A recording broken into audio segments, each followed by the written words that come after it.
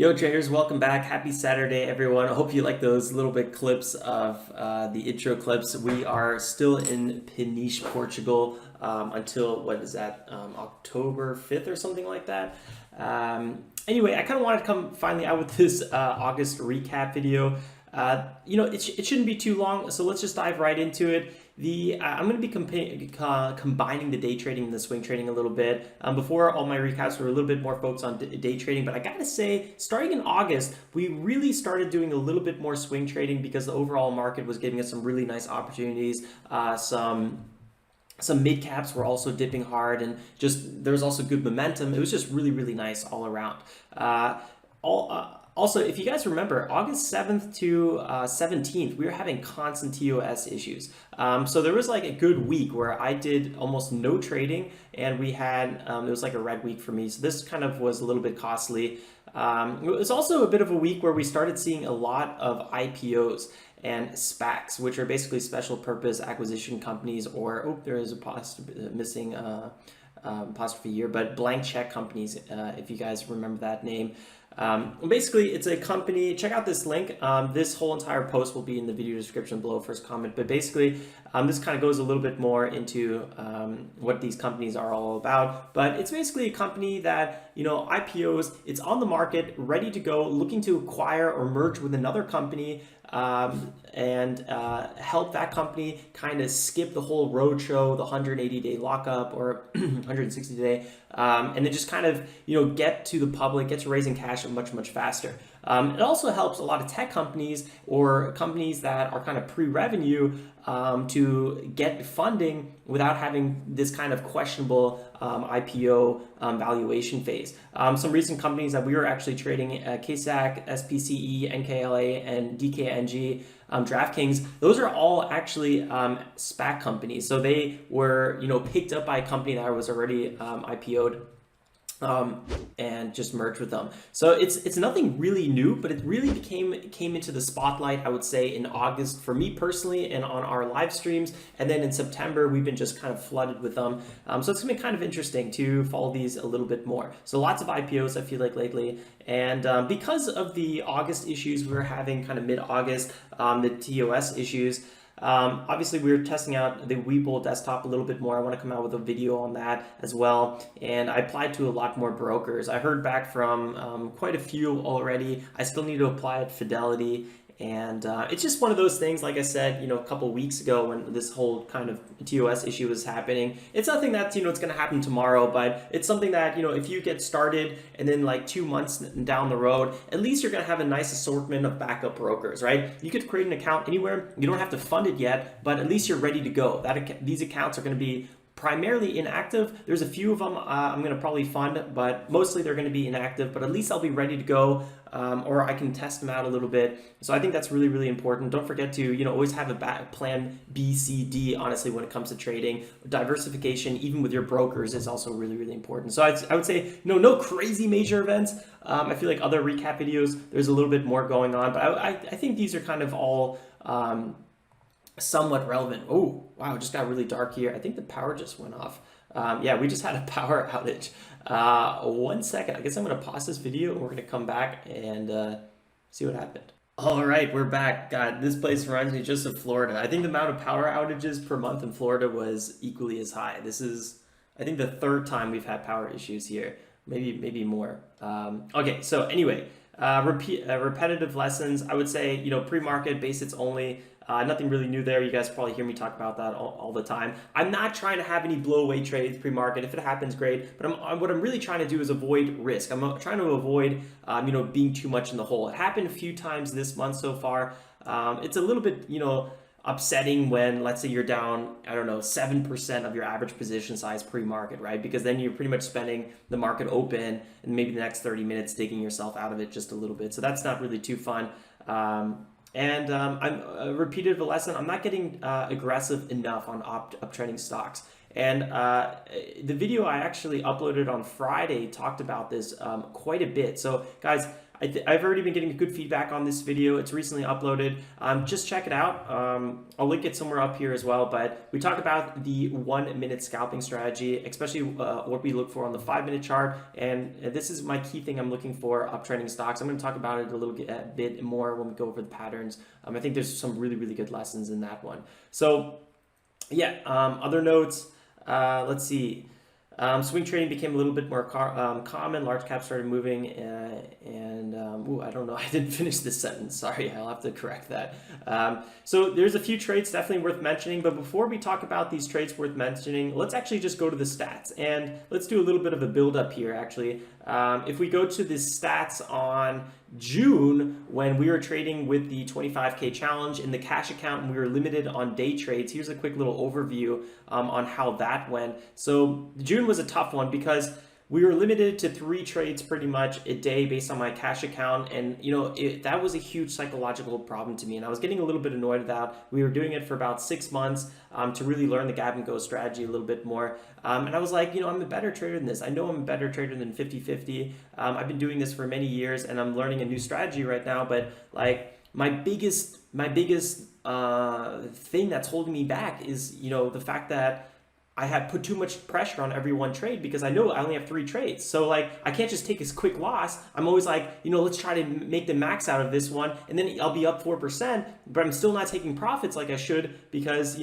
I feel like, I got to make the most out of every trade. So that was a huge psychological burden to me. And that's why, we still did like pretty decent for the month. I mean, for the fact that we, had an average position size of almost $1,000 and we made, $645 at the end of the month, that's not really too bad. It's okay. But again, it was a huge limiter, being kind of restricted on this trade. So in mid-July, I was like, you know what, let's do an unlimited account and our 25K challenge, which we're going to use for the swing trading, right? I switched it up a little bit. And that tweak alone made a huge difference in my trading. I officially was, I went up from total trades here, 95 to 275, and my profit increased quite a bit. Our average position size didn't increase that much, 50% from that kind of $1,000 to $1,500, but my profit increased a lot. So now I was making much more based on my average position size. I pretty much doubled our average position size. So that was really, really nice. Wait, did I say 6% here? I meant to say 60% of our average position size. So now I'm up basically 200% of our average position size for the month. So really better, much better. I was back at when I was trading crypto for about 1.5 years, 2 years pretty consistently, my win ratio was about 64%, my total win ratio. So I was back to what I knew I could do. I knew my standard amount. And I was like, okay, so clearly my biggest my biggest issue was dealing with this kind of artificial restriction. So I was happy I lifted that on myself. So I'm still doing the 25K challenge, but I'm using that as a swing trade account. And then I'm doing my unlimited account for day trading, right? Increase position size a little bit. And yeah, so that was July. So now let's go ahead and talk about August here a little bit. And I think this is August. No, this is August right here. So yeah, right now I'm zoomed in a lot. Typically, Trade Journal is not so zoomed in. So here's August, a little bit even better, bigger position size. So we're up again 200% based on our average position size for the month, which is really nice. My total winners, it looks like, did I go up here just a tad bit? 60, yeah, just a little bit. I got a little bit cleaner here. Although my average win and average loss got a little bit closer. So getting kind of closer to 1-to-1, which isn't that great. But overall, I would say this is pretty clean. We did a little bit less trades in August. Like I said, we pretty much didn't trade for a whole entire week when TOS was down, like I mentioned here. Pretty much from the 7th to the 17th, it was just mayhem. One thing that I did learn that is still an issue with TOS is the order book, that ladder you guys are probably aware of, does not work or creates bugs. So if you place a limit order on the ladder, it's fine. But if you move that limit order on the ladder, then your TOS has a high chance of crashing. So I've kind of changed a lot of my trading strategy using Alt-D to cancel my order and then replacing it. It's a bit of a weird situation, but that's just how it is right now. So yeah, our winning ratio is still pretty decent. Average win, average loss, okay at the moment. And pretty nice. What I like is that I'm avoiding a lot of big losers, right? like a 10% is pretty much my max stop when I'm getting out of a trade no matter what. But typically around 4% is what I get out of trade. And then typically even quicker I get out of trade because like if it no longer is if my thesis is no longer right, I'm out of a trade. So it's like, it's very, very quick on that front. Also guys, a quick little update here. You'll probably notice that this page is actually paginated. So this was a new addition to Trade Journal, and it allows you to use these stats much, much quicker. I already have like a lot of documented trades. And at one point, each thing was, every kind of hit was uploading a lot of trades, and it was kind of slowing down Trade Journal, and so we added the pagination. There's also the card view if you guys want to use that view to kind of go through your trades a little bit quicker, or like focus on the thumbnails that you guys upload. Okay, so getting back to it, I do want to talk about here the largest winning trades and the largest losing trades. So let's go ahead and first talk about, I think, the largest winning, let's talk about the largest winning trade. And you can see here, actually, my biggest win, my biggest loss were actually swing trades. And then I had one breakout trade. And we'll talk about the patterns here in a little bit, but let's just open these three. So AEL was our biggest percentage winner. If we go back to the stats here, so it was our biggest winner and dollar amount and percentage wise. So here's the dollar amount, and then here's the percentage wise. Where did I just see that? Yeah, so here's the percentage wise, 15.77%. Does that actually, hold on, does that match up? 15, yeah, it does match up. Okay, so you guys probably remember this AL trade. I feel like we were holding it for quite some time, and we actually were, because our average, we actually started trading this one here, bought here 20, then 21st, and we held this for like 3 weeks. This was kind of a longer swing trade. The thing about this one is, like, we had a nice move higher here. We held through the earnings, which were, bad, but the stock price went up, which gave me a lot of kind of conviction behind this, that everything was actually going as planned. We actually, broke this $11 area, and I was a little bit nervous here. I was like, if we, crack 1050 and we start trending lower, I'm going to close out on this one. Luckily we didn't. We broke higher here, and I was really looking for that move into the 16s, but we didn't get it. And when I noticed there was a crack in momentum here, I actually closed this trade. I was really looking for a healthy pullback and a continuation, right? We didn't get that, so took a small, a lot less profit than I originally was up on this one. But it is what it is, and thankfully we did, because it actually ended up forming a head and shoulders and actually falling off a cliff a little bit before later rallying up a bit more. So that, it's a funny thing, because we really were swing trading a lot more this last month, but the day trades opportunities were also pretty hot. So yeah, you guys always can check this out on your own time. Let's quickly go to KCIA. This was our biggest dollar loss on the trading, and we'll talk about my breakout patterns in a little bit, but you can actually see here that this was, let's see, actually scroll down here. My position size here was not huge. Actually it was pretty decent. I was looking, I was like 2,400, that's not bad. Was pretty decent. It was like, 5,000 is pretty much my max position size, which I'm actually trying to make my average position size at the moment. And then the percentage wise loss wasn't that bad. That's kind of what I want to say. The position size was decent, but the average P&L wasn't too bad. On this one, we just kind of took a little bit more risk than is ideal. So I think, where was this one? Let me quickly check here. This was at 947. So if we go back here, 947, that was this one. And what's unfortunate about this trade is actually the entry and everything worked out really, really well. I just didn't take my profits. So this one, it just shows you how important it is to take your profits. I had, like I said, it was this one.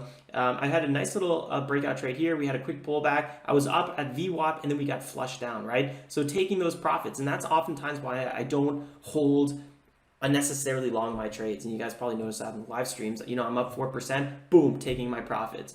Sometimes we get a nice home run, but that's not my goal. My goal is not to make home run trades. My goal is just to take constant base hits, and that's how we're able to be consistently profitable. So good lesson here on that trade for sure. And then so KODK, and then actually KODK is our swing trade that we actually had the biggest percentage loss on. Average position size was much smaller on this one. So KODK, nothing really too fancy to talk about right here. So what happened on this one, I was kind of shaking around a little bit. I first kind of bought some bigger support here at 16.29, kept on going down. I was like, okay, that's fine. There's bigger support here. I was going to average down a little bit again, but I was waiting for a little bit more signs of confirmation. So when we got that confirmation, we had a nice breakout past the 9 EMA. We had a pullback. I bought on the pullback, and I was looking for a bigger move higher. And I felt like we would see that. I felt like we'd go into the 17s a little bit here, maybe a bit higher, which we actually ended up doing. The problem was, literally at the same time, an article came out and this thing fell off a cliff, and I quickly sold as fast as possible, which was kind of okay because it actually ended dipping much lower from where I sold. But SEC investigation news came out, so I'm not a big fan of swing trading, sketchy stocks all the time. NKLA is kind of ripe with controversy, and actually KODK as well. That's why you want to be very quick with cutting your losses. Holding and hoping is really not a strategy. It's better to buy back later. Once things settled a little bit, I could have bought back again and had a better risk reward position. But you don't know if it's going to dip here and stop, or if it's just going to fall off a cliff. Maybe an offering is going to come out. You just don't know. So you want to take your profits when you have them, and you want to cut your losses. Don't let a losing trade turn into something that blows your account. Take your small loss. It's fine. That's what it's all about. Okay, so we know the overall stats. No, this is not the right one. Let's go back to August. Yeah, okay. What I want to talk about here is a little bit more of the pattern. So let's go here forward to the breakout pattern. This is not a pattern that I'm really good at. It's also not a pattern I trade a lot. So if I only did 5 trades here last month, I have a negative win ratio, and then you can see I'm just taking a lot of risk on these trades, and then my net profit was also not very negative. Now, I wouldn't put too much weight on these statistics right now because there's only total trades of 5 with the breakout strategy. So it's just not like my go-to strategy. What I actually like trading a little bit more are pullbacks. We'll talk about those in a second. What I really like trading are actually dips. So my dips was my best pattern. 69, actually not my best pattern. The next one's going to be the next pattern. So next 69.79%, almost 100 trades here. So 96 trades, much better overall. The risk reward isn't great. So it's pretty much a 1-to-1 risk reward, but I'm really good at trading dips. I've been doing it for a very long time. Before I started trading crypto full time, like 3 years ago, I was primarily a dip and support trader in New York City. So it was just like, this is like ingrained into my personality at this point, and I really like buying dips. I just get a good feeling for them. I know a lot of you guys on the live stream are like, Alex, why did you just buy right there? It's a falling knife. It's a big red candle. But to me, I'm watching these stocks for like 2 hours before the market even opens. I get a good feel for it, and then I'm like, boom, big support, buying these dips, taking base hits, bam. It's like very, I don't know, it's automated for me.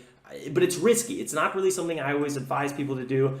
There's a better strategy we'll talk about in a second. But yeah, these are good trades. I like them, and you just have to be quick. Like dip trades, you're below Vwap. It's a downtrending stock. We're not looking for high home run trades. We're taking profits basically on 9 EMA retest. It's very quick. And the risk reward's not great, but you can definitely accumulate a lot of nice base hits back to back. It's really, kind of cool. I mean, you can see here, my biggest win and my biggest loss are pretty much the same. So it's like, it's very risky. You like, don't hold and hope because it will keep going down most likely. That's part of the strategy. So just keep that in mind. You just got to be quick with that strategy. So I don't think it's really for a lot of beginners. So the next strategy, red to green, is actually also a dip strategy. And I do want to kind of highlight this strategy a little bit. I've actually opened one of the trades. So so this one's actually quite nice. It's actually part of a dip strategy. It's one of my best strategies. It's basically when the stock market opens at 9:30 a.m. and we have a small cap and it's pulling back, right? And it's selling off maybe between 6 and 10%. Then I start accumulating and I'm looking for that pop back higher. I like this strategy because the risk reward is really good. You can kind of tell here that the risk reward is really nice. And yeah, I mean, total trades only 15, not too many, but like I said, you only have this opportunity like once, maybe twice a day. So it's not like something that you do over and over again, like a dip trade or a pullback or a breakout, right? So you don't get too many opportunities, but at the same time, it's a little bit more statistically significant because since you don't get that many opportunities, this means I pretty much did it like half the month, so like every other day at the least. And I don't know, I think it's pretty good statistics. It looks like I went a little bit more aggressive on size on these because I feel a bit more confident on them. And actually, let me talk about, actually, what's the next tab here? Pullbacks. So this is actually a ticker that we traded last month on the 18th in August. So here's a classic red to green trade. So, market opens, we sell off, I start accumulating, and then we have a rip higher. And typically I'm selling, by Vwap. This was a weird one. So it looks like stock breaks higher. I don't even sell here and actually sell below 2.2. So this is very sloppy. But all of a sudden you can kind of see this is a pullback. So this could have been a re-entry and we had a breakout, and then we had a pullback again to Vwap and the 9 EMA, which, guys, I really do emphasize, watch this video and this will make a lot more sense. These are some of my favorite setups. I don't know why, and this is why I said before, I'm not getting aggressive enough on uptrending stock. So here's a good example. Here's an uptrending stock, right? We're above Vwap. I'm not buying this pullback. I'm not buying this 1 minute pullback. I'm not even buying this one. This one's a little bit more sketchy. It's a third pullback. It's a little bit high. So this one's not as favorable, but so many good opportunities that I just totally left on the table here. So, there's so much more improvement that I could be doing. So yeah, kind of, okay stuff, but a little bit embarrassing at the same time. Volume wasn't the sweetest on this one, so that's probably why I was a little bit nervous. That's a lot of sell volume here, so a little bit sketchy. I'm not gonna lie. So that's just how it is sometimes. So we got the red to green, we got the dip, and we got the breakout. Now, one of the strategies that I really like as well is the pullback strategy, and this is something I don't do enough. I need to be trading this one much, much more. The risk and reward is a little bit lopsided, or it's good, 1 to 2 pretty much. But you'll notice my biggest winning trade is actually from these pullbacks in terms of day trading. So it's a big sign that this strategy, it allows you to have those home run trades. I take base hits oftentimes, but like dip trading, you're only getting base hits, right? Pretty much. Getting a home run trade on a dip trade is very, very rare, at least what I call a dip trade. Now, a pullback trade, we're trending to the upside and we're getting the pullbacks, and those have the potential, obviously, like this picture shows, like this would be a pullback. You buy there, near Vwap, 9 EMA, big support here, and you're looking for that move higher, right? If you don't sell here, you can get another pullback. You even average down here, 2.3, you get another move. Now you're getting like a 10, 15, 20% move, and that, I feel like, that's why I like the pullback strategy. I'm just a little bit too pessimistic on small caps sometimes, and I'm too risk averse, and I don't get aggressive enough on these setups. So I would like to trade pullbacks much, much more aggressively. I think there's a lot to learn on these, and I really, really do like this setup. So yeah, this should have been like 200, honestly, total trades. This should be way, way higher. And then even if, let's say, my losses, I don't know, it's tough to say. These win ratios, my win-loss ratio on this one isn't even that great. So I feel like there's a lot of room to improve here. So I feel like I could be making a lot more money every month just getting better at the pullback. So again, guys, definitely consider watching this video. I think you'll learn a lot on the pullback strategy. A little bit of a overview here for, actually, let me open that again. A little bit of overview here for September right now. Let's see what's going on. September, so far, we're having a really, really good total winners. So I'm up at 70% win ratio. I've like no, actually not over, but like I've like a 1.8 risk reward ratio. That's pretty good. My average win is higher this week. We had some nice this month, September, we had some nice swing trades, pretty decent profit. But overall, I haven't been doing a lot of trading. This week alone, I haven't documented yesterday's trades, so that was another green day. But this week alone, we were very, very pause off with the trading. I mean, there was not a lot of good setup. So I've been very just kind of risk averse so far, just trying to manage things a little bit, making sure that nothing major is, happening to the downside, making sure my risk management on point. I wasn't getting that aggressive last week.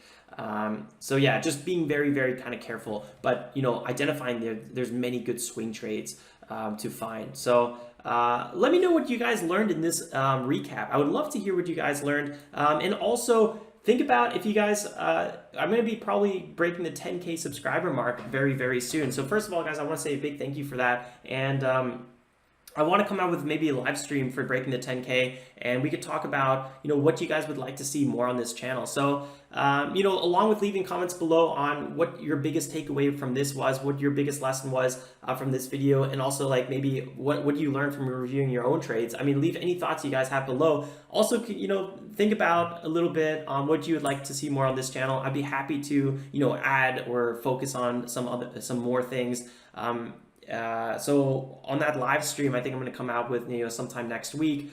We could discuss some things you guys would like to see on this channel. I have some good ideas that I'll bring to you guys as well. But yeah, you guys are awesome. And if I could contribute even more to the community, I would love to do that. So yeah, I think that pretty much wraps everything up. Again, if you guys do enjoy this video, enjoy these recaps, I do stick a lot of time into preparing the content. I really, really do appreciate any likes you guys drop here. It really supports the channel. And yeah, I couldn't be more grateful to that. Yeah, if you're totally new here and you don't know what we're talking about, consider subscribing. I think you'll learn a lot. The community is like amazing. Like I've said, we go live every morning at 9:15 a.m. to review the a.m. Eastern Standard Time, to review the watch list and then trade the market open every day till about 11 a.m. Eastern Standard Time. So if you want to learn more about day trading and swing trading, this is the place for it 100%. And yeah, we do what we can here. So let's see what kind of numbers we'll finalize in September. Then we'll come out with the September review in the short term future. All right, guys, that's all for this video. Thanks for stopping in and have a great rest of your weekend. I'll see you next time. Stay safe and make some awesome trades. Ciao, ciao.